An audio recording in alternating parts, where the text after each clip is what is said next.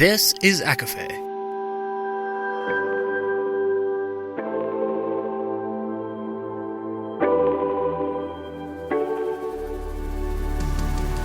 Laura Marie and Jessica Marie proudly present A Court of Fandoms and Exploration, a podcast. Fair warning, everything the hosts say is explicit, full of spoilers and adult content and shall not be used against them. They have opinions. Let's try not to drag anyone for expressing themselves and just have fun for an hour. We all deserve it. This episode contains spoilers from The Love Hypothesis by Ali Hazelwood, with mentions of Manacled, Long Live Evil, A Marriage Story, and ACOFAE. For full list, please see show notes. There are also discussions surrounding cancer and sexual harassment. Hi, everybody, and welcome to A Court of Fandoms and Exploration, your weekly deep dive into the fantasy, literature, and fandoms that we love. I'm Laura Marie. And I'm Jessica Marie. And today we are discussing The Love Hypothesis by Ali Hazelwood. And part of the reason that we are covering The Love Hypothesis, aside from it being Adam Driver's birthday this week, is the fact that we've unintentionally fallen into this great theme with the podcast this year of joy. And how much joy did this rom-com give you, Laura? Because this is outside of fantasy, but definitely falls in the realms of fandom and exploration. And share with us your joy of this story. Okay, so there is a lot to unpack here, but on the surface, so much joy because Jessica Marie is being very indulgent of me. I have such a thing for Adam Driver. I feel like that's like putting it lightly. Putting it lightly. I was fortunate enough, because Jessica Marie adores me somehow, that we were able to go see Adam Driver live in person during his run of Burn This with Carrie Russell in New York at the Hudson Theater. Playbills, we both have them. Mine is we went on two separate nights. Yes. We were like, we're meeting him and we're going to see him, and he signed our playbills. Yep. And it was a great experience, honestly. It was amazing. He's amazing. It was amazing. He's amazing. And here's kind of where I'm going with this. So it was very important, I thought, for Jess to see Adam Driver in person, because she didn't find him super attractive until then. She does now. I feel like I understand it more now. He's not conventionally attractive to me. No, he's not.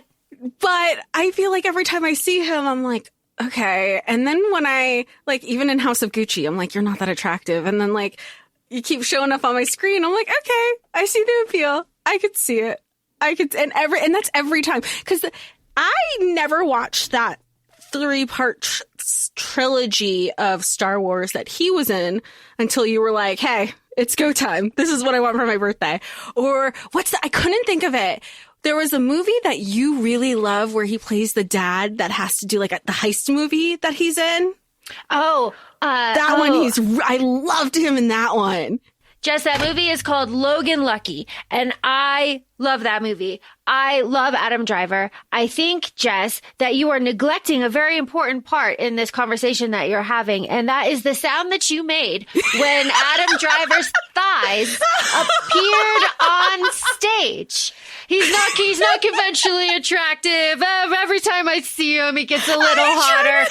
The noises that were made when that man came out in tight little black boxer shorts. They were so tiny. They were like tiny little boxer briefs that are black. And I will say, so blushing. Yeah, I learned something. He has the most glorious thighs I've ever seen outside of like rugby TikTok. Yes. So let's all get on the same level here, right? Okay. We are familiar with Adam Driver. And when I tell you that I was like, Jessica Marie, you need to watch the Star Wars movies, that is because when in the theater with my husband, editor Sam, with the full ass theater, In the first movie with Adam Driver, when he takes off his helmet as Kylo Ren and reveals that glorious, and I'm saying this for a reason, curly-esque black hair. The little floppy hair. The little floppy hair. The gasps that were in the theater were ridiculous. It was like,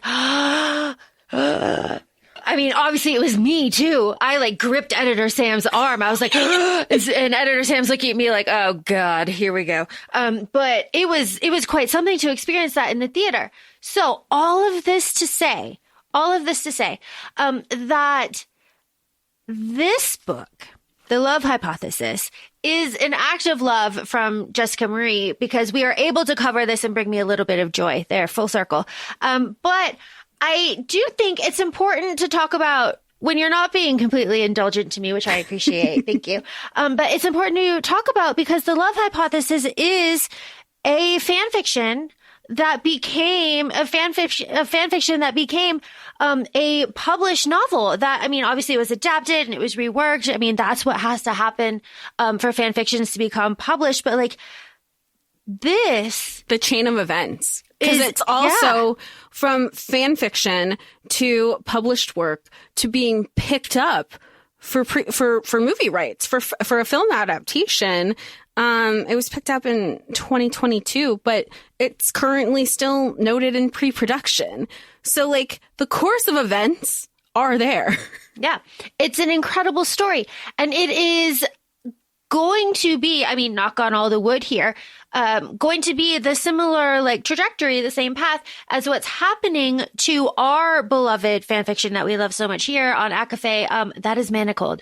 Manacled is being adapted into its own published work, alchemized. So that is very exciting. And we're bringing this up because The Love Hypothesis, based on Star Wars fandom fanfiction, right? And then Manacled, of course, is based on Hermione fanfiction. And this is Reylo fanfiction. These are two ships that are very, I would say controversial. They're very, like, you know, kind of a flashpoint for people. It's like, oh, okay. I understand where I say understand loosely because I don't, where the Hermione controversy comes from, but where is the Reylo controversy coming from? Excellent question. The Star Wars fandom is a wild thing. Don't I fucking know it? It is a wild thing. And no one is ever happy. Uh-huh. So, I mean, there is a reason why Daisy, from Rey, who in the movies, is not on social media. Like, there's a reason the Star Wars stores are not really on social media. And that is because the fans tend to be kind of vicious. This is not me stating an opinion on it. This is stating fact. They can be very vicious. No, I mean, even as recent as The Acolyte had the vitriol hate that it received time and time again. Even though there was a dedicated fan base for that really loved it and tried to hype it up. It's all of that to say. So these fan fictions exist in a world that is very rich and full of characters, and fan fiction exists because you just have this connection to characters and you cannot let them go. So you create these other scenarios for them so that they can live on, and you put your own little touches onto that. Now, all of that to say now, Jessica Marie, you know that this is Star Wars. Yes. You know this. You intellectually, you know this. But like, this is a very enjoyable, like, love story. It's a very enjoyable book. But knowing that it's Star Wars, like, what does that do anything? Does that change anything for you? What is that experience like? Because you aren't super familiar with that fandom, for one.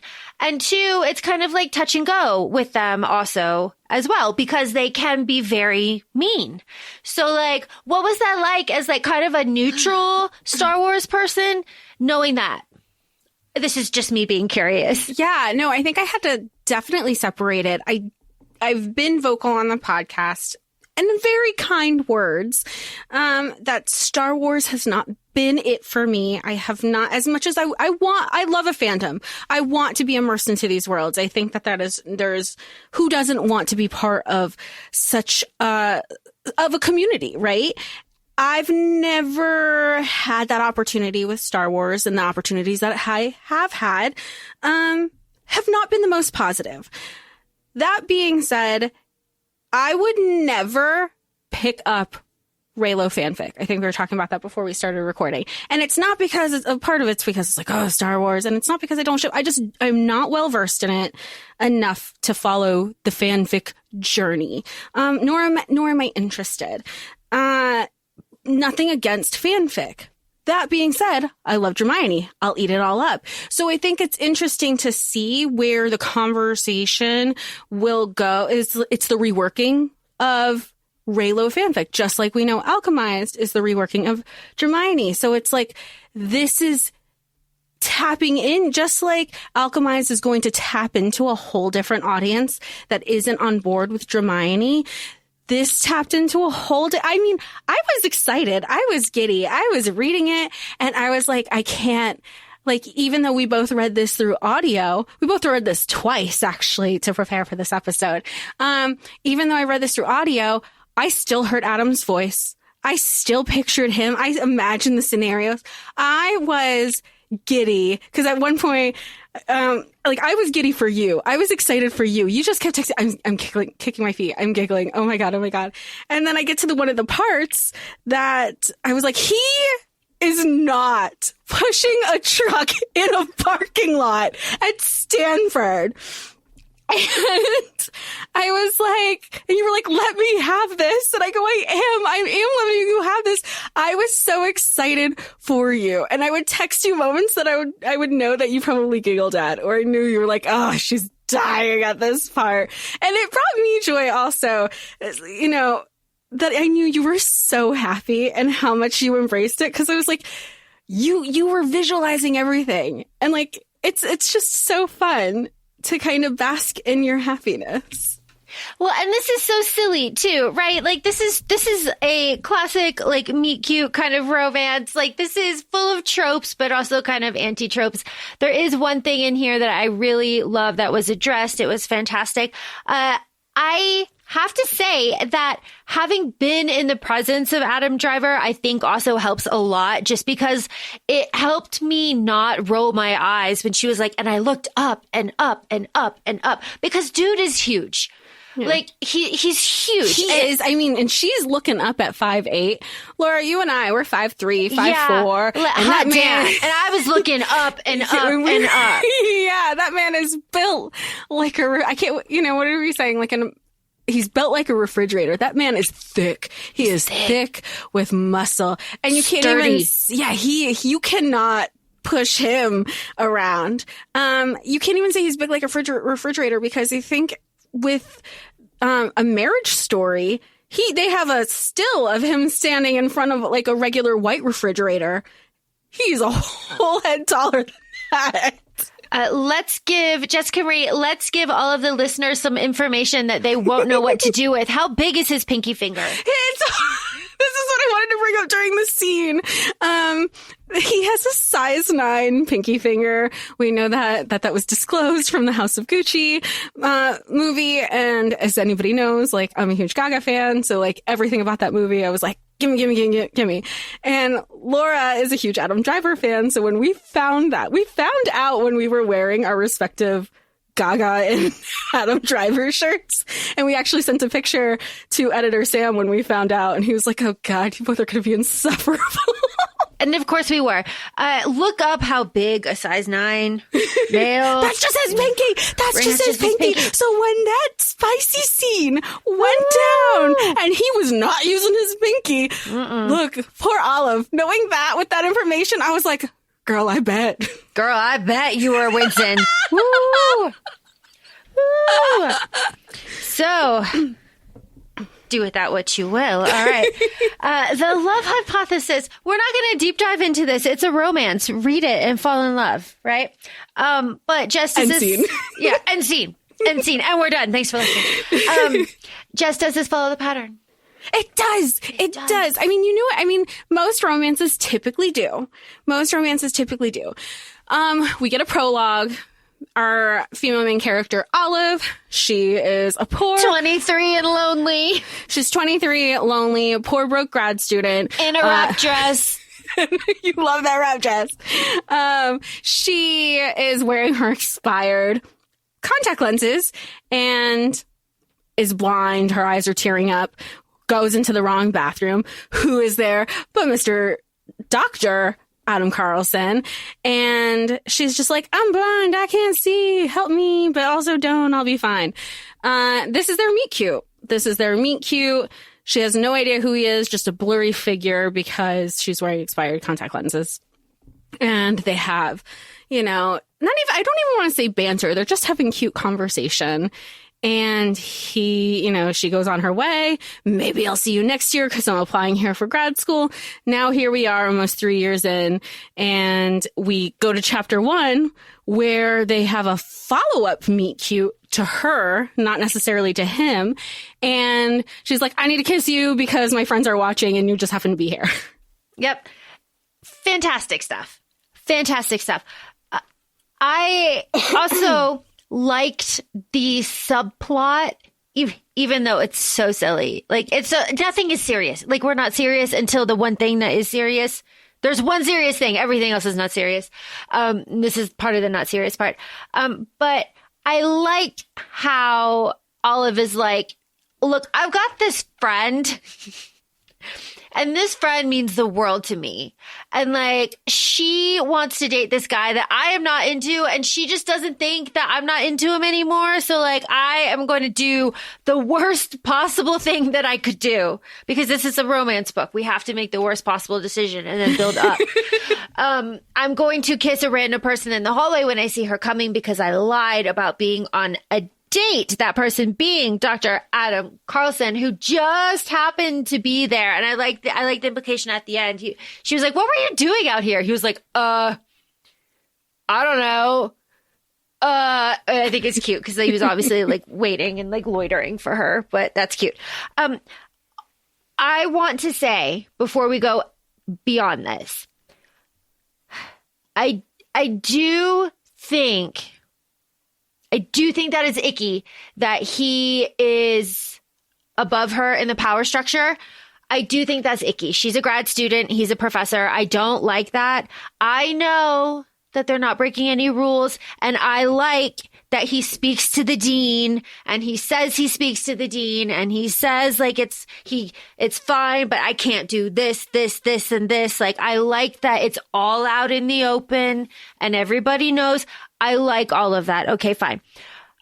However, it is icky. I don't like teacher-student relationships whatsoever. I think they're really gross. Even though he's not her direct it's like in the form, it's like, because it's the same school. If it was like they met at a bar, they went to like competing schools or something, that'd be different. Because even the age gap isn't crazy. I think it's like 26, 34.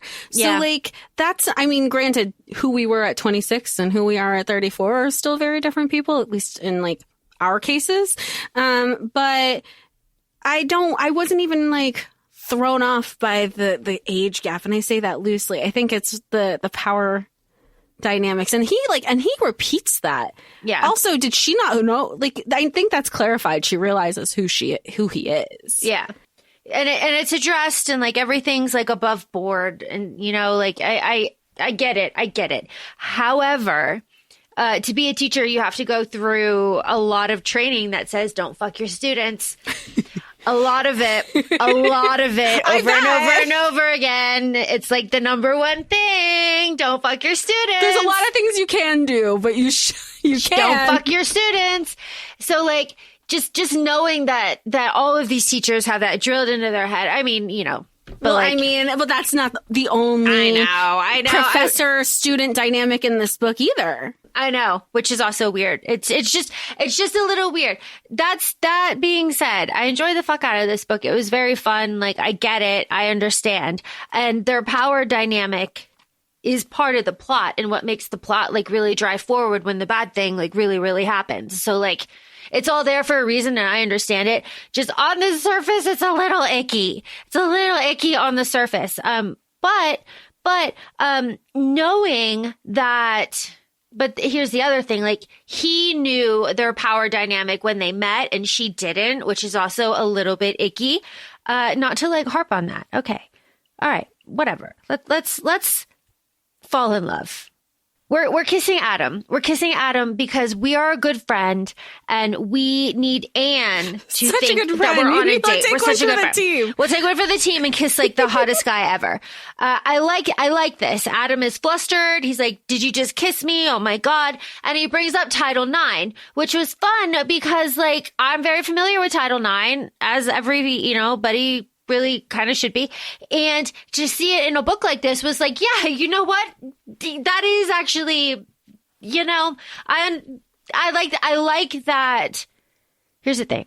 There's a level of realism here that you just don't find in other things, because like he would be like, yeah, I'll report you.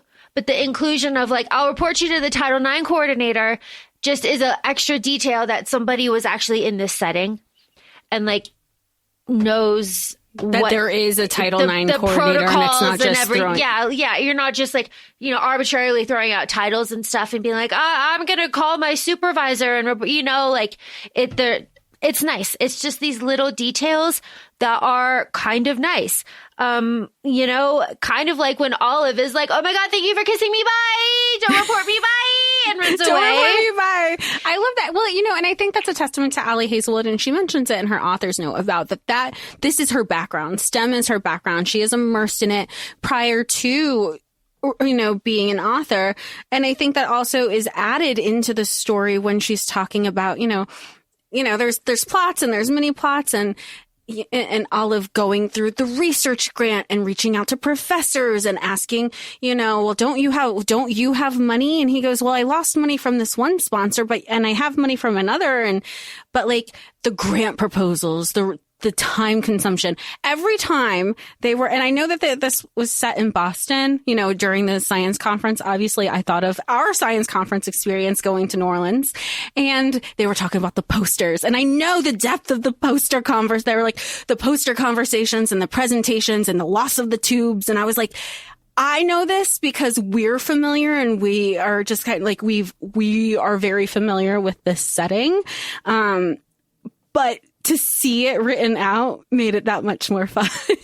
Right. Again, with the joy, it was just like, wow, like I understand this. This is fun. Like, and it's the level of detail to it. You're like, that this is very specific. Oh, we'll just like grab drinks and snacks and we'll work on our posters tonight. Like it's a serious thing in this community, and do not lose your poster tube. That is a carry-on item that you will not be stowing under the carriage. No, it is on your wrist. You cannot lose your poster tube. All right. Speaking of schools and speaking of specifics, which, I like, we have a timeline.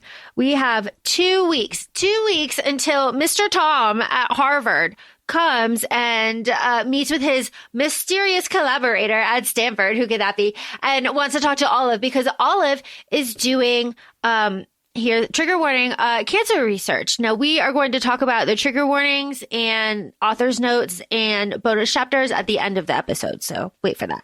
But we have 2 weeks until Tom is coming. We don't love Tom. We don't love Tom. What I do like is right here, and I believe we're still in chapter 2. We have conference mentioned. So like the conference is being mentioned here, which I think is just important because when we go back through the story and Tom is like spewing his shit, like she's accepted, like, and talking about it, and like her paper's already in now.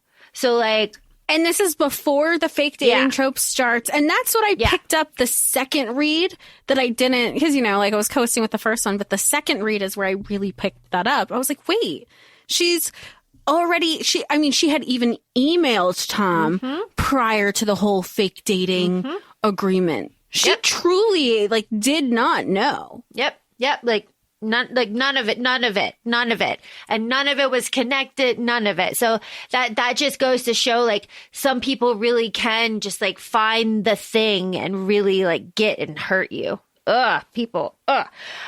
So fun though. Okay. So, we have Anne confronting Olive about the kiss and being like, yo, Olive, I know that you saw me. You know that you saw me. What the fuck? That was weird. What are you doing? That's so weird. And here comes Adam up from behind, hand on the hip. Babe. Hi. Hey, what's up? And Anne's eyes get fucking huge. We love it. We love this. We love this. So of course, I like fake dating. Fake dating is very fun. He's like, can I walk you to your car? No, I only bike. There are no bike lanes around here. So fun. So cute.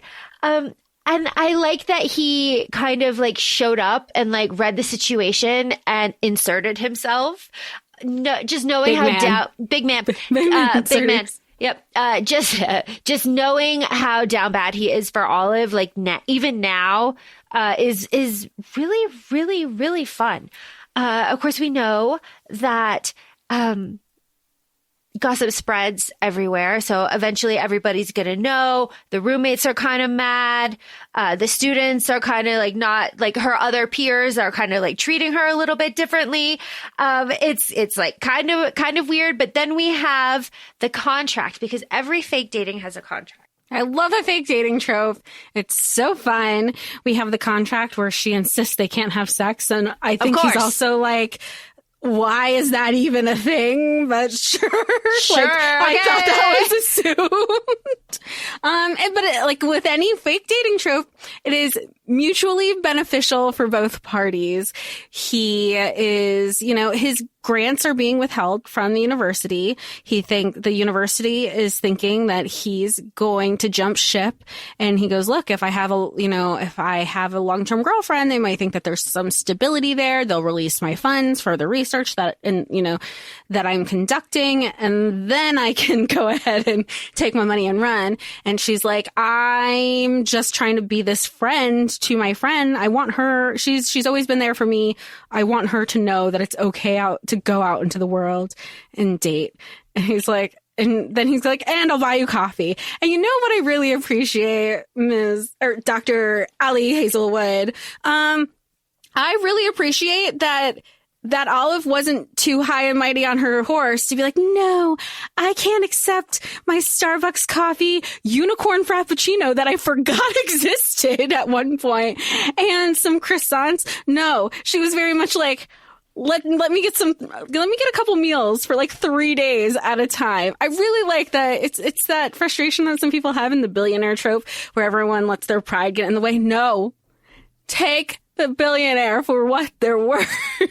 Take the money. Stop fighting and take the money. Did that. She got her Starbucks and ran. Mm-hmm. She's like, let's go. Because they're at Starbucks every Wednesday at 10 a.m. for a date. And this arrangement ends on September 29th. I love that. We're only on campus, right? And we are exclusive. We're not dating anybody else. I'm not going to date anybody else. Love it. Love it. Love it. I do like that Olive does have one person like in on her lie. She ends up telling her roommate Malcolm, so Malcolm can be in on it, and that is fun. And then we have like dates. We just have dates, and they just learn about each other, and the dates are cute. And we learn that for some inexplicable reason, Dr. Adam Carlsen doesn't like pumpkin spice lattes because, why? Tis the season. It is fall. How fun was that? Here's also kind of part of it though. When we talk about books, I think it is interesting here. Like pumpkin spice is a very modern thing. It's like one of those like date markers. Like, is that going to be dated later? Like, we still have them. That's true. Like, is that going to get weird? Because you brought up the unicorn frappuccino. The unicorn frappuccino I've never seen since like the one time that they brought it around. But like PSLs, I feel are a staple. And I say this as take the latte out of it. Pumpkin spice has been around. Pumpkin pies have been around. Like pumpkin bread, like pumpkin flavored items have been around for a while. So I can argue, I feel like the pumpkin spice of it all it just feels like it's here to stay. People love a flavoring, you know, just like apple and apple cinnamon is like very much coincides with fall as well, or like back to school time. Like I don't feel like, but you have apple cinnamon Cheerios year round. So that doesn't, and it's a staple. I don't know. I just feel maybe like when you say PSL, because she says PSL, she doesn't, sometimes she talks about pumpkin spice lattes, but when they start abbreviating it, that's what I feel can be dated, but not necessarily the pumpkin spice of it all. So the lingo that makes sense. That makes sense. That was just my own like little personal question. God, the unicorn frappuccino. I remember I was like, what the hell? Let's see. Okay, we have here, we're in chapter 4, I guess, still here. Yeah. And we are confirming that there's going to be a faculty picnic that everybody has to go to a little bit later. And then we have hey, Adam. And hey, it's Tom, my friend and collaborator, Tom. And Olive goes, hi, Tom. And we should have known, right? We should have known by the way that he treats her in this first meeting. It's just a little icky. Yeah, it's icky. He's kind of checking her out in the approach. And also like his friends knew about Olive because he had such a down bad crush on her. Oh, you're the one that he's always talking about. Oh, this must be the girl that he's been talking about for years, because they've never seen their friend of over at least 15 years hung up on a person. So it's really interesting to like, he's just gross. He's gross. And Tom has already put the two together because she had already emailed him. Yeah. Yeah, and it gets even grosser because they end up having their coffee meeting, and Tom's like, let's just chat now. We don't have to chat later, you know, and Adam's here too. And he's like, what about your dead mother? And Adam's like, stop harassing my girlfriend. Like, yeah, what are you doing? Like they had just agreed upon, like not like 2 seconds ago. I feel like they agreed upon their fake dating agreement. Now he like jumped into full boyfriend mode, and I love that. Yeah, you're just like, ooh. I just love a fake dating trope. And it's nice too because like Olive obviously is uncomfortable and upset, but like that is Adam's really good friend. And he's like, what the fuck are you doing, friend? Like, what are you doing? But again, it just kind of goes into this like weird relationship between Tom and Adam that we will address a little bit later. But here's another timeline thing. You know, I like that. Olive, I read your paper. Really interesting. Give me all you got in 2 weeks. Which, okay, so we're working with 2 weeks. We know she's in crunch time. Again, like, you know what it's like to be around someone who's working with crunch times all the time and updates and timeline shifts all the time. So you know that this becomes all consuming. So whereas in a book that might feel like, well, what happened in the last 2 weeks? No, work happened that it is just work. Any time is a construct. There's no, maybe you get sleep. Maybe there's a part where Adam was talking about like his past and like him and Holden being TAs. And he goes, I swear to God, he started like saying stuff in his sleep. That is accurate about like what's being taught, what you're that just becomes your whole personality in those timelines. So even though we had the timeline shifts, if it felt like a blur, being in those world and being in these environments is still very real. Yep. What is also really real is when a famous scientist comes to your campus, everybody goes to that talk and it's really crowded and gross. And so this scenario where Olive has to sit on Adam's lap in the crowded lecture hall might seem ridiculous, but also is not out of the realm of possibility. I find it very fun. See, you found it fun. I was going to smack on real quick because I go, why are you? It's like, oh, sit on your boyfriend's lap. One, yes, but also we're in a professional setting. I don't know. Maybe that's me, but I haven't gone to these conferences and these talks where they're saying not only do people have to be here, now it's the what was one of the things? This was a requirement for the pharmacology students. Jessica Marie, do you remember standards? Oh, standards. Yeah.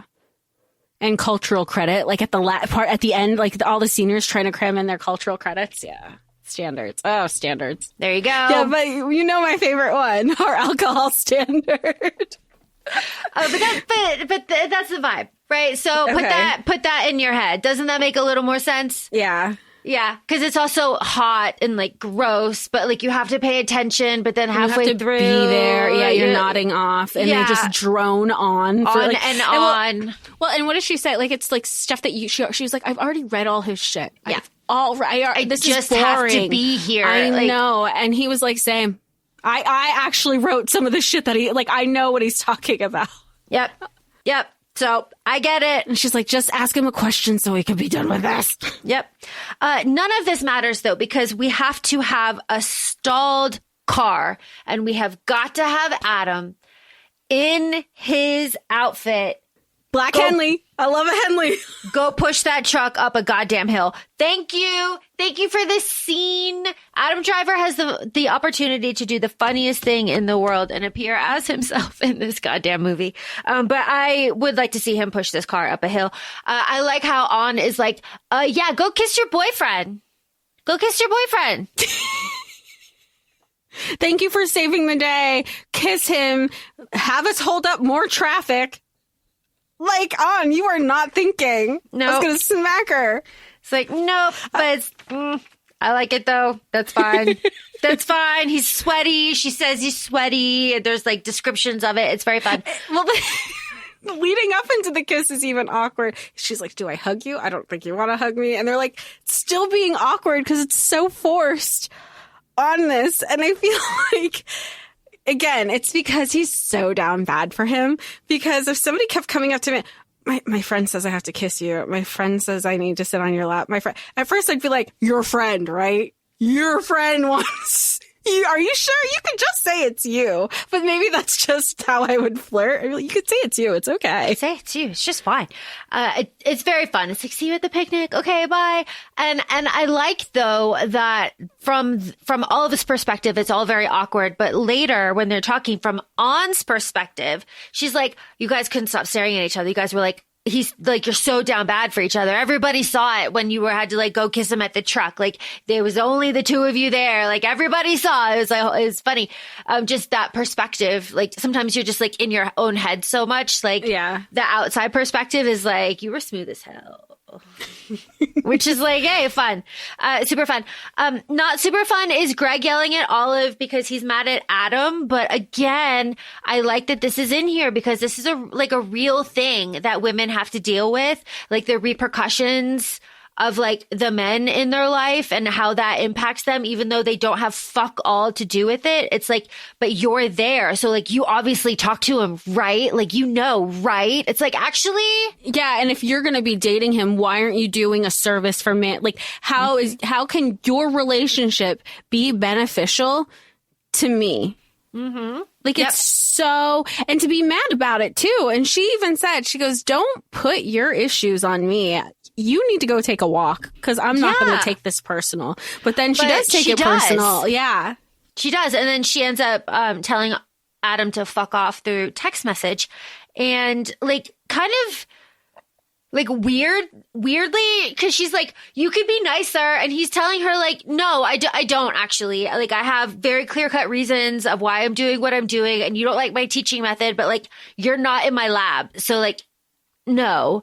And I do very much believe also, I feel like it's not just this academic setting, but a lot of settings where, and again, he says like, you're kind of thrown to the wolves of how you're supposed to mentor and figure out what to do along the way.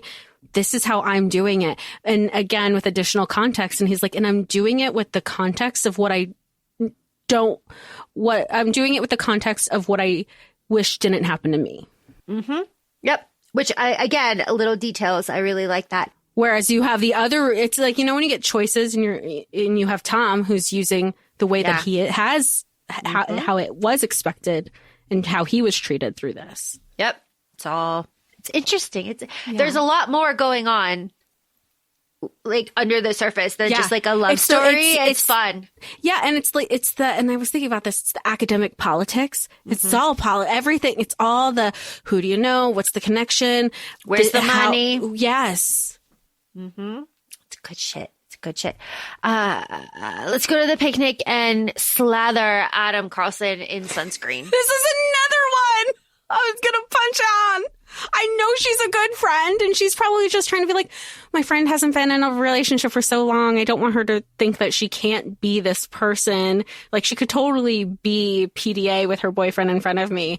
But I'm like, again, us knowing Olive's situation, it's just like, no. But I do love where she's like, what if I write my name in sunscreen, and that's the only part that's protected? And I was like, are you kidding me? He would have fucking loved that. He's like, she branded me. He would have been all into that. He would have loved that. Absolutely. Yeah. The sunscreen thing, this is kind of ridiculous. Again, like, sir, you're a professor, put your shirt on, but that's fine. Well, then everyone was so shocked, right? Because he's like so built. Like, yeah. And I was like, he just towed a car. Why are we acting surprised? He's also like 6'4" and like a giant rectangle. Like, thick. Yeah. Like, what are we surprised about? You're surprised he's cut? Jesus. All right. Anyway, moving on. It was also funny that they're talking about his 8-pack, and I always think of how he wears his towel so high. That is editor Sam's favorite fact about Adam Driver is the high placement of the towel. He's like, Adam Driver, just like us. It's very fun. Okay.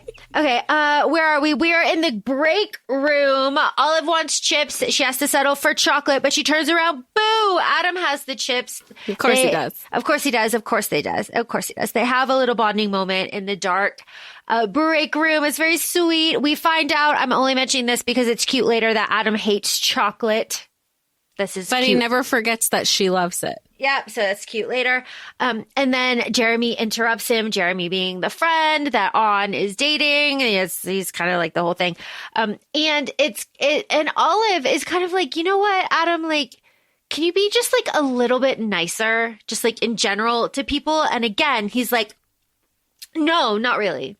Again, no, not really. Not really. Okay. Which is also like, it's the trope that we're like, oh, be mean to everyone but her. Except for her. Yeah. Which, I love that. It's perfect. But then you also have like his friends who are, you have people observing them, and they even say like, he flips the switch when it comes to you. He is very so even, it's not even in private. Like, they see how he is with her in public. This is around the time where Olive starts to realize that Adam was the bathroom guy from the prologue. She starts to make that connection, but she's like, he certainly doesn't remember me. But she's the one who saw you.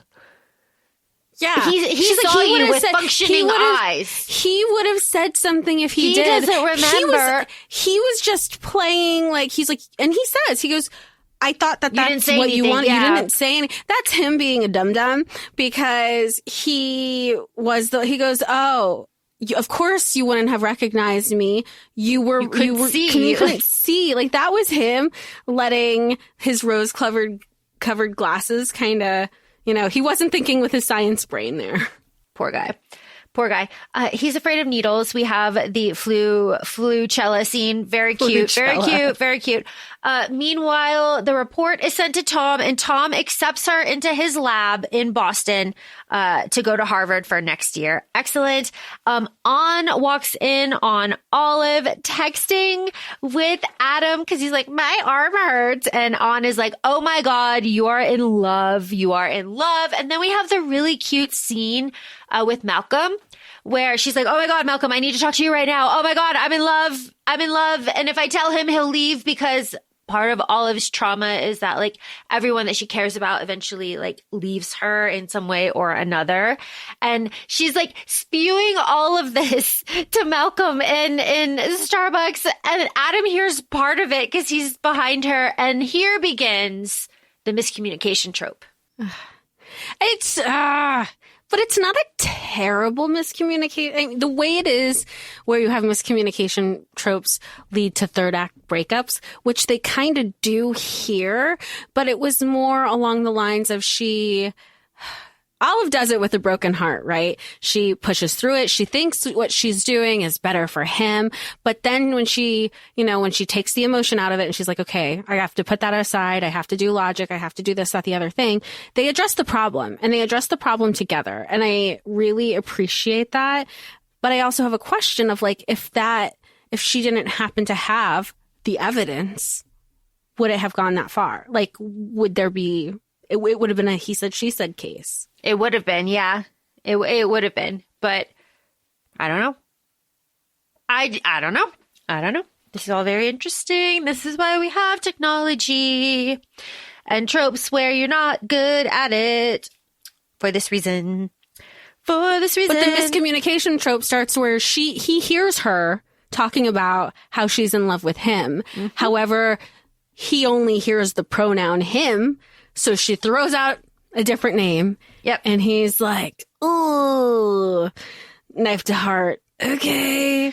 But we still just have to make it to September 29th. So if you cannot do anything with Jeremy until September 29th, I'll be really appreciative of it. Mm-hmm.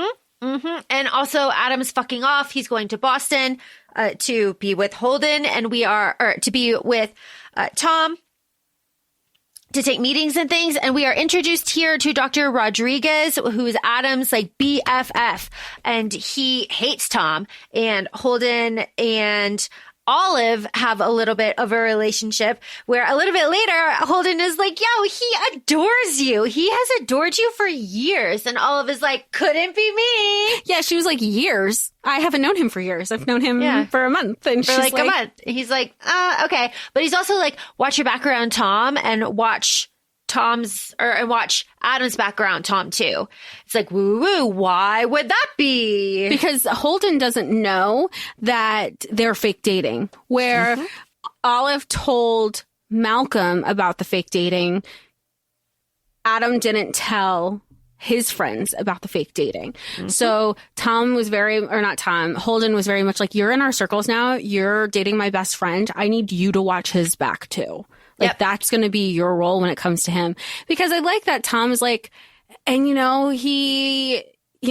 Adam has rose-colored glasses when it comes to people who are close to him, Tom included, and he feels like Tom helped him out at this really bad time, some like a trauma bond, if you will, in helping him. So he goes, and I didn't have proof.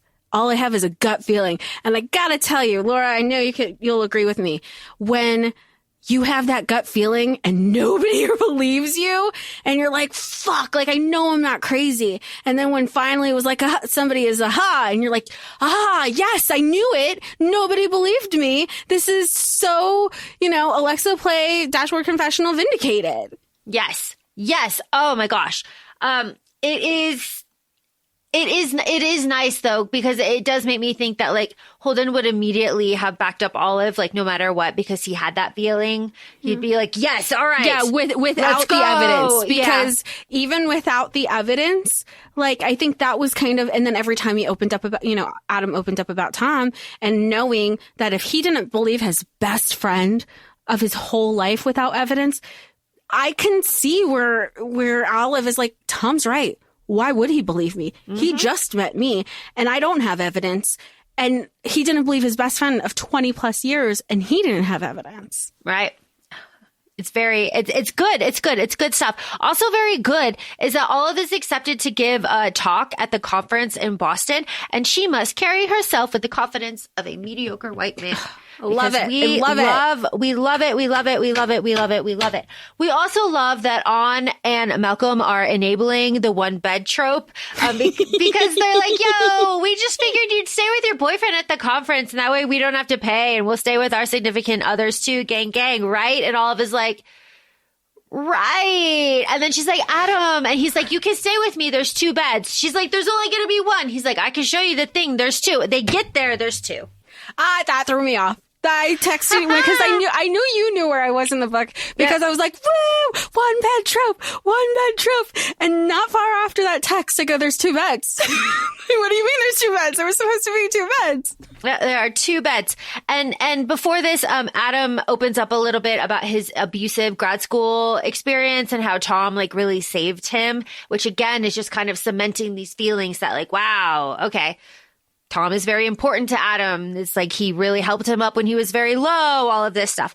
Okay, we are at the conference.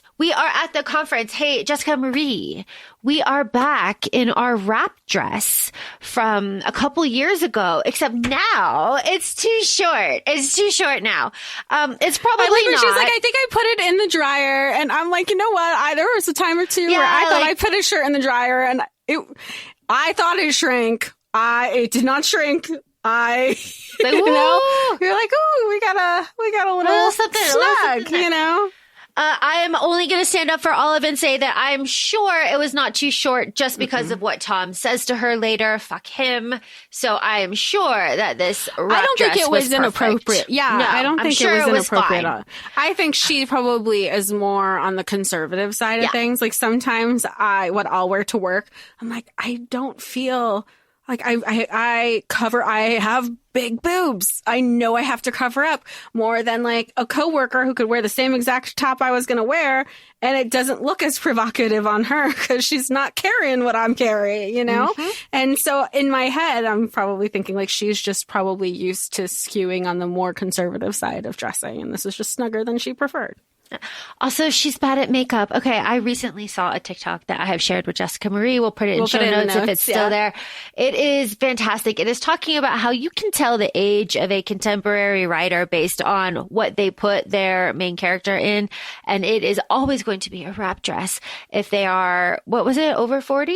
In their 40s? Yeah, it was over 40s. Yep. The other... an author for a contemporary book that is in their 40s is always going to put their main character in a wrap dress and not knowing how to do makeup or something. Not knowing how to do makeup. Yes, because they'll be bad at makeup and they'll walk out with just lipstick. Okay. Well, yeah, because she was saying like 20 or what was the quote? Like writers in their 20s and just people who are in their 20s overall just know how to do makeup. Face. Yeah. Yeah. And where I agree with that, I also think that there is an emphasis on skincare.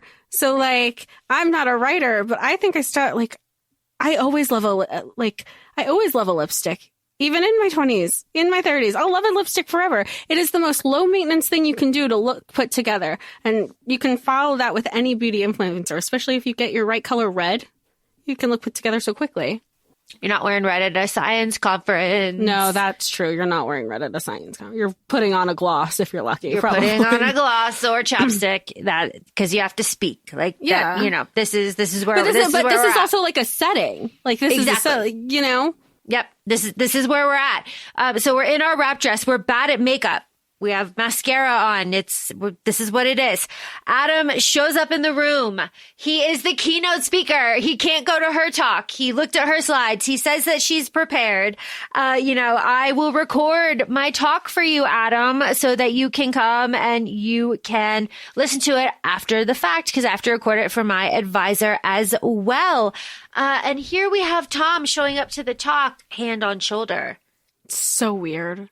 And then he kept getting closer and then he started grabbing her arm and pulling her in it's very uncomfortable. It's very uncomfortable reading it, but I also appreciate it's just the hyper awareness that women have in these scenarios that she was like, why do I feel like he's closer? Why is he interacting with me? Like before anything actually happens, she's already the hairs on the back of her neck are standing up. She is well aware that this is not a typical conversation that she's had with Tom in the past, because she even goes, he's looking at me and conversing with me in a very different manner than he's ever done in the past. And that's just as with his approach. Yep.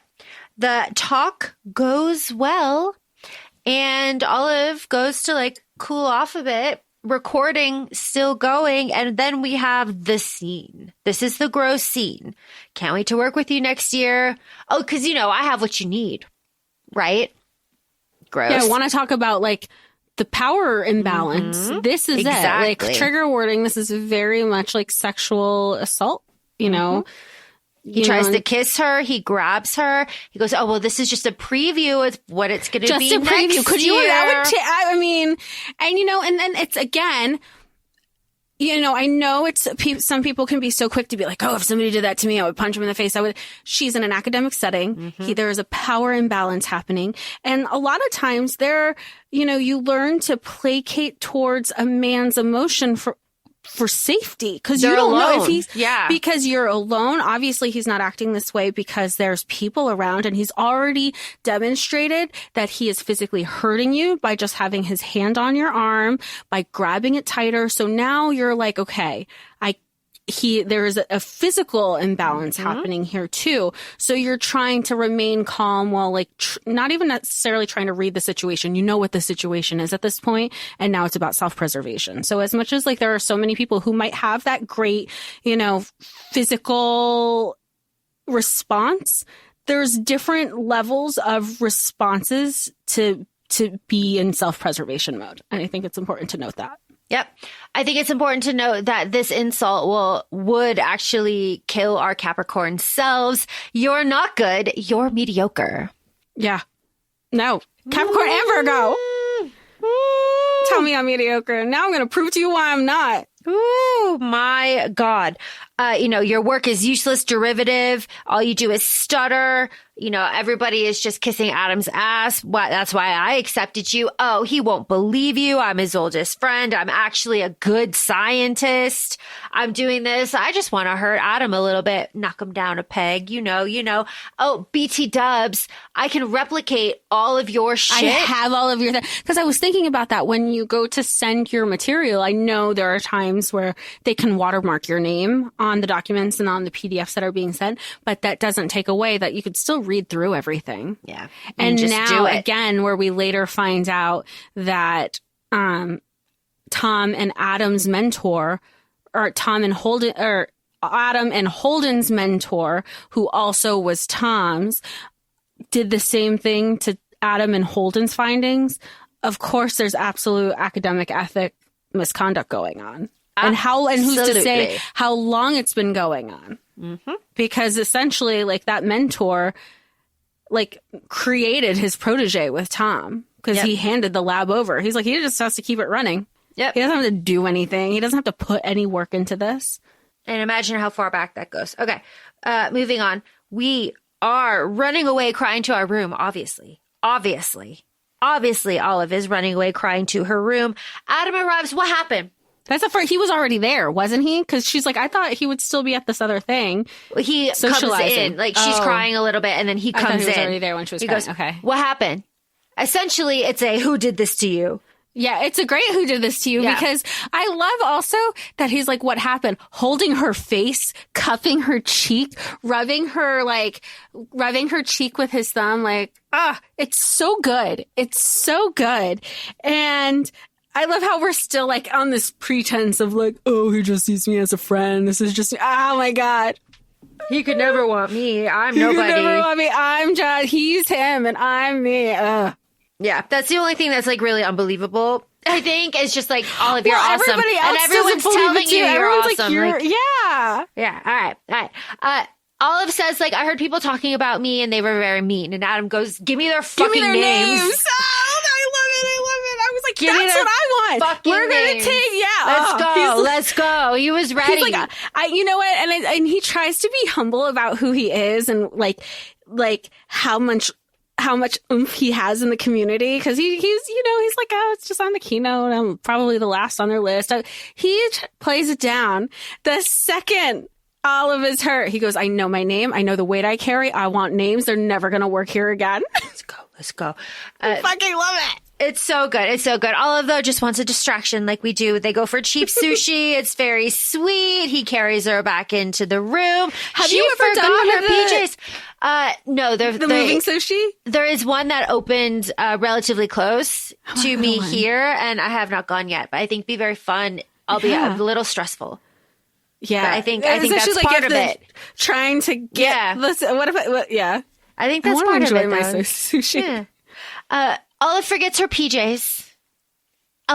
We have to forget something. There's 2 beds. We have to do something. So Adam goes, you can wear my big t-shirt. Okay, cool. Thank you. Let's watch a movie with no dead horses. Okay, Biology thank you. ninja. Yes, biology ninja. Bitch, keep those knee socks on. keep those knee socks on. Because Adam is going to start opening up about his abusive advisor relationship, a little bit more about him feeling worthless and about how Tom saved me. And then we start our one and only spice scene. Adam is a very large man, and Olive, we have been told, is very small. She's very small. We have a size 9 pinky finger. He's not using his pinky, y'all. He's not using his pinky, y'all. He's using them fingers, and they're not going. They're not going. They're knuckle deep. And she's like, ow. And if his pinky is a 9, then like, I don't. That poor girl. I feel so bad. And like, I like the representation here where they talk about asexuality. They talk about like, he's like, but she's like, I've done it, but like, then, maybe it's more along the lines that she's demi, and it's all integrated. So like, just great that I feel like that's not talked about enough either. Do we all want those phases where you could just hook up? Sure. But not everybody's like that. And I like that that's like, it's just, I've never seen it, and I really like it. Mm-hmm. I don't particularly love that she's like almost like a virgin. I don't like that trope specifically of the girl being virginal. But like, and she says like, no, I've had sex a few times. He says, you're almost like a virgin. She is because of all of these feelings, she is very inexperienced in a lot of things. A lot of sexual, like foreplay, all of these things. Yeah. I don't like that. So that part of it, if, where she's like, no, you don't have to do this. We should do something that you want to do. Yeah. That kind of aligns with somebody's new, like not as experienced. Yeah. I do see that. Okay. Yeah. And it's just like, let's just get down to the fucking, right? Like that's what we're all here for. Yeah. Well, that's what she's here for. But he's also like, no, if we're going to do this, we gotta get you warmed up. Which I appreciate that too. Like, he knows. He's like, this, I know I have a size 9 pinky. This isn't gonna be let's just fuck. So they do end up making it work. Really fantastic. She falls asleep. Ew. Pee. Okay. Always pee after. If your mama didn't teach you this, always pee after sex. I don't care. Crawl to the bathroom and pee. Such crawl. I'm trying to imagine that. It's so important that you pee and that you do not fall asleep. You have got to pee after you have sex. You have to. Okay. She doesn't. And he's like swirling it all around in there. He's like, ooh, I'll make you messy. I'll clean it. Ew, stop. Because when she says, I'm all sticky, I wonder what, and then all I could think of is when you were thinking of an episode title with ACOFAE and you were like, and everything is sticky. Everything is sticky. It's just like, it's all sticky. It's gross. I know it's a trope. I don't love the I don't love the fumbling blowjob, but again, that is a trope, and it goes with I don't like. I didn't know that a fumbling blowjob was a trope. It like goes with the like. I've never done this before. Yeah, I just don't love that. But whatever. We have very cute banter. I love you in Dutch, right? I love that he full stops because he's like, what? What? She just told me she loves me. Yeah. And I have a comment about that because she's like, oh, and she explains it, and you can see him being like, fuck. I really was hoping she would say it. Yeah. Because later in the final chapter where he goes, don't come near me or don't talk to the woman I love like that. It's never mentioned. She doesn't even have an internal thought. Did he just tell me? Did he just say he loved me? No, it's never addressed. Not even in the epilogue. And then he's like, let's go again. And she's like, I'm sore. I'm sore. And he's like, yeah, actually, you know what? Good. Yeah, like, I get it. And then she's like, wait, we only have one night. Let's fucking go. Let's go. And they fuck all night because Adam is interviewing at Harvard. Why is he doing that? Because that is where Olive is going to be. And she's not making the dots that he is following her. And like, because like he was going to go anyway, but she's going to go, and he wasn't, but he's going to go. Like, come on, Olive. Come on. Harvard has been wanting him, and that's solidified from Holden. He's like, I'm going to tell you this.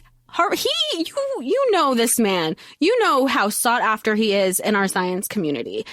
Harvard wants him. We've had friends. We have our connections. He's never gone to Harvard. He only applied after you were going to go. And then Holden's like, but take that for what you will. Whatever you want to make of it. Like, I'm not telling you anything. Okay, so let's see. What is going on? Our phone is powered on now, and Malcolm come with gossip that Malcolm and Holden are now together. So now that's our second teacher-student relationship. But they are not. Again, it's the same thing. They're not in each other's lab. Olive, depressed, goes to Adam's hotel in Harvard and dumps him, essentially, instead of telling him about Tom, because she understands. We've talked about this. We know why. And then she goes back to her hotel room and is depressed for a few days. And Anna and Malcolm finally show up, and they're like, what the fuck is going on?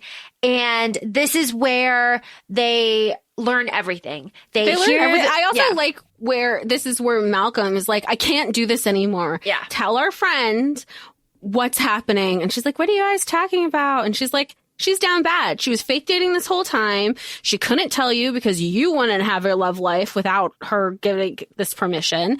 And here we are. Now our girl is actually sad. She doesn't know what to do. And now we're having a pity party. So we love that. We love sharing those emotions. We love that the truth is out there. We hear all of this stuff. But we also find that she was recording. I feel like I picked up on it the second time. The second time I didn't realize, like when I read it the second time, you hear her say, oh, my phone is at 5% because I forgot to turn the audio off.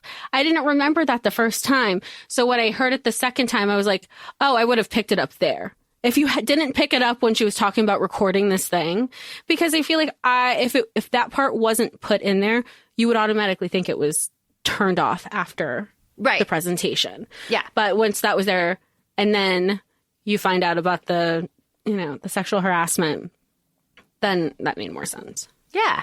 And I like that everybody knows, because now Ann and Malcolm have listened to the recording too. Everybody's on the same page about absolutely everything. And they're like, yo, you gotta go talk to Holden, just like what you said. Go talk to Holden. Holden will give you like kind of a guide on what to do and get you to like get your head on right. Meanwhile, because there's a lot going on, Olive is trying to find other collaborators besides Tom. So she's having her advisor reach out instead of her, on Adam's advice, to put feelers out to see if anybody else wants to work with her, because she's got to get out of Tom's lab after this. Olive is talking to Holden and basically says, go get your boy. Go get your boy. Yeah, and one of the things that I like when she takes the emotion out of it, Olive realizes, okay, take a step back. She goes, he threatened to take my work. So obviously there's something there that he wants to continue working on. I'm not stupid. He might have said this and that. He might have torn me down. But then when she starts realizing, wait, they didn't select me because I'm dating this person and that. I did that before anything started happening. And if he's threatening to take my work and put his name on it, there's substance there. Like, I like when she started, like, sometimes you have to put the emotion aside and have to kind of like truck forward. And she did that. And that's when everything started clicking. And Holden's like, go, like, and then even when her friends were like, they were kind of removed from the situation too. And they gave her a different perspective. She goes, what if it was the other way around? What would you like? Wouldn't you want to know? Wouldn't you be just as protective for somebody you care about? And that's when she was like, oh, I would do all of those things. And she does. She shows up at the restaurant. Adam sees her, leaves his very important meeting, goes out to the street, and Tom is like, Adam, what the fuck? You can't embarrass me like this. And I love, this is very Kylo Ren. Leave. Leave. And all of us like, I'll leave. And he's like, not you. Get the fuck up out of here. Well, especially with how Tom was talking, you're so young, you're so immature, you can't just show up. Do you understand? Like, I think that was also the first time that Adam saw Tom speaking to somebody like that. And then Olive starts playing the recording and everyone's like, what the fuck? Then we've got Tom up against the wall. I'm gonna fucking kill you for, this is how you treat the woman I love. The dean of Harvard comes out. What the fuck is this? Adam's like, your office now. We love it. We love it. Were you like? I was like, yeah, about it.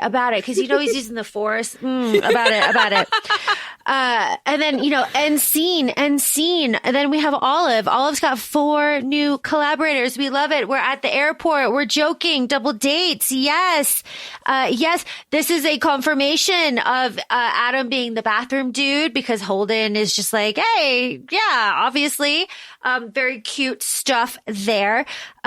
We are talking about going to dinner, whatever, Adam's fortune when they're talking about, Chinese food and, after the Adam's fortune is you can fall in love, someone will catch you. And this is where he admits once and for all that he was the bathroom guy. He's been pining. And then Olive confesses, like what you said to me was, the reason that I'm here. It was so important. Like I lied to you. Like I don't want anybody else but you. I forgot myself for a long time, but like you, I love you, Adam. Scene.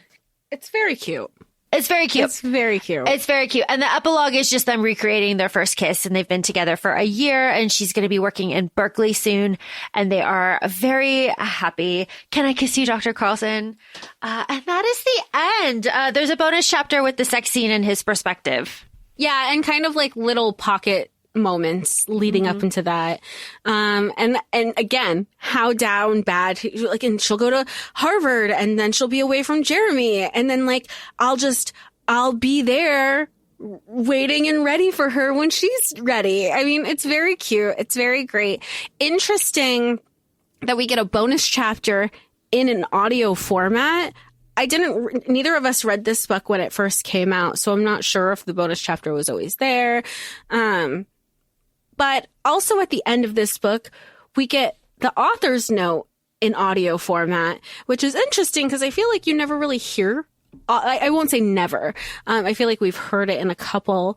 But I feel like you don't really hear the author's note often in audio format. But to that regard, we didn't get the trigger or the content warnings in audio. Usually you would think it's the other way around, where you would get the trigger and content warnings before the author's note. Yeah, it was very interesting because, again, if you're listening or are a listener to us, thank you, then you know that this is like the second book with like the big C in it. And you know how like that does for me. So like our first one was Long Live Evil. So like, I guess part of it is on the reader. I would say like I could have done like just a cursor, just the barest amount of research on this. Yeah. And I would have like, I'm sure it's in like the synopsis. But I didn't. I just as a reader was just like, hey, this was like Kylo fan fiction. How fun. We love Raylo. Like, let's take a look at this because of my love for Manacled. That is the route that I went. I did not like look at it at all. So maybe that's on me. But again, I think if you only have access to audiobooks, then putting the content trigger warnings in the beginning of the book would be helpful, or maybe in the description, before you purchase the book or some. Oh, the description of the audiobook. Or even if you just said, like, if you're not going to say the whole thing, like, for content and trigger warnings, please go to the author's site. In this case, I probably still would not have. And again, that's on me. But I'm thinking of like the bigger people who only have access to audiobooks.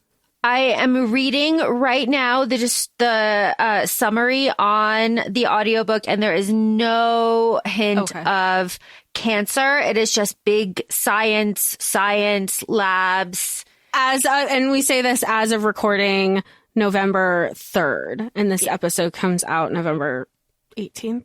In the year maybe that changes down the line. Maybe content and trigger will change on the Audible page, or even like Libby. I read this through Libby. Mm-hmm.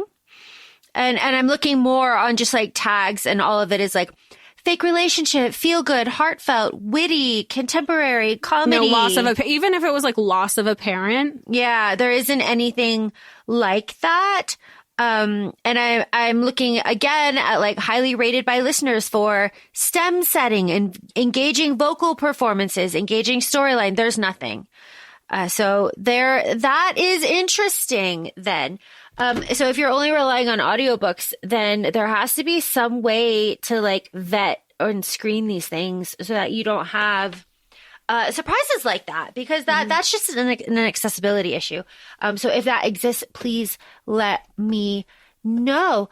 Something else, though, that I wanted to bring up just briefly was, again, no research done, but the male perspective on the sex scene, and that being a bonus chapter. I'm interested in that because smut is what it is. We know this, but this came out a little bit earlier, and now we are kind of like saturated in smut. So I am wondering if that was added. Smut or spice? Because I feel like we've also had that conversation where that's true, and they are not interchangeable. I would say this is spice. This is absolutely not smut. So to then spice up this book a little more and to have it be a spicier conversation, I'm wondering if this scene was added after to kind of drum up post-market sales. I don't know. I'm just wondering. Yeah, because remember how with you have the auction, right? And I haven't read it yet, but I know it's kind of like the way it could be addressed is a 3-part series. You have the right thing to do, which is Hermione. And then everyone's like, oh, we need Draco's point of view. We need Draco. We need the retelling in Draco's whole story. And then you have the wrong thing to do, which is the same exact story in Draco's POV. And I have yet to read that. And I don't have enough time in the day. I swear to God, I would just like live in Hermione. And then you have the auction of like, okay, this is the, if Voldemort won, right? So the same can be said with some of Scarlet St. Clair's books with the Hades and Persephone's. It was every Persephone POV created a whole other book. And the whole other book was the same exact things happening. You can go back on some of our episodes, and we said, this is the same exact story. She just interchanged the pronouns from she said this to he said this. Jess, it's Hoa Hoa Hoa season still, and there is... Oh, yes! Midnight Sun. This is interesting. Isn't this interesting? I would like to... Okay. I am interested in the rise of the male perspectives on things. Do we want it? I mean, do we want it? Where did it come from? Because chapter 54 is like... Yeah. Yeah, and we've done all that. This is interesting. This is thought provoking. I am having thoughts. Wow, very interesting. Jess, you always come to us with the most fantastic topics. Thank you for bringing this up and bringing all of this to our attention. Jessica Marie, again, concluding on the topic of joy, because we are so joyful. I just want to say thank you very much for indulging me on this, for indulging me on Adam Driver, for taking me to see his thighs, and for continuing to have faith in me and in us, because this romance book turned out to be very fun for me. I very much enjoyed it. And I know it didn't for you, but it made me really go back and be like, gosh, I like Star Wars enough to dip my toe into this fan fiction. That's what one of the questions I wanted to ask you was, do you see yourself exploring more Reylo fanfics? And I love, and I liked it. I don't want you to think that I was like, I didn't like it. I was so surprised. I think bar was on the floor. Like, I was like, I'm not going to like this. I have nothing, and I so enjoyed it. And I think knowing you enjoyed it, just like amplified it for me. And it was so rewarding because I know you don't usually tap into the romance genre. And that's usually like my backup after fantasy. So that part of this whole experience made it so worth it. And I did want to know, I was like, are you going to explore Raylo now? Are you going to explore, because this isn't the only, through our research, and we'll throw them in the show notes, this isn't the only book that has become published based off of specifically Raylo fanfic. Right. Allie is a workhorse here, and she's got a lot. She's got a lot going on. And there are a lot of different books that she has published, and they're all just look adorable. I have not read them, obviously, but they look amazing and adorable. And okay, Jess, here's the thing. When you're talking about me and Raylo fan fiction, I have a significant storyline in my head already from years ago. But it all starts at the same fucking point where his hand is out and he's like, do you want to rule the universe with me? And my fan fiction in my head goes, yeah, let's go. And it starts there. It starts there. Yeah. There has to be one. I'm sure there is, but I've got my own in my head. That's how like Rise of Skywalker was, where I remember I had an advanced screening, and I was texting you in that movie. I was like, this doesn't do it for me completely, but I know exactly who it's going to do it for, because it's kind of doing it for me right now too. And then when he like goes good, and I use it in air quotes, I'm just like, man. I know. They don't need to go good. You can let them be evil. It's fine. Which is why we love Long Live Evil. Long Live Evil. Woohoo. Do you have a favorite part? Do I have a favorite part? Great question. No, I don't have a favorite part, because if I let myself have a favorite part, then it becomes like a self-insert. And that's too much. That's too much. Like I'm holding myself apart from it a little bit. You feel like you're like, I'm holding on by a thread. Yeah, I can't do this. It's a very slippery slope back into like Kylo Ren TikTok. Like I cannot do this. So has it started on your FYP after you read? No, it hasn't. It was a lot. It was Megalopolis for a while, but now it's like kind of died down for Adam Driver, but it'll pop back up again. I'm excited for when it does, but I do have to be like very conscious of that. But with that being said, thanks for joining us in our joy. Feel free to follow us on Instagram. We're at ACOFAE Podcast. We're also both on TikTok, ACOFAE Laura and ACOFAE Jessica. Feel free to reach out, and we'll talk to y'all soon. Bye. Bye.